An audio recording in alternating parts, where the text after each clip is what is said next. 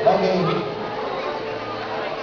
So, in behalf of Jesus Christ Followers Church, Lipa City and Apostolic Church of Malvar, and Jesus Christ House of Worship, Batangas City, together with the Sequel Church and all the members, we would like to thank Pastor Andre, together Pastor Andre Tianga, Pastor Sam Tianga.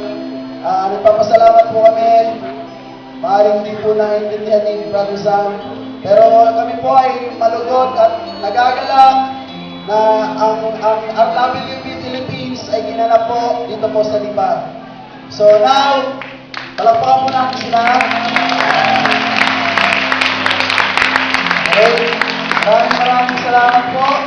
And now, we are formally transferring this banner to Pastor Fernando Codor.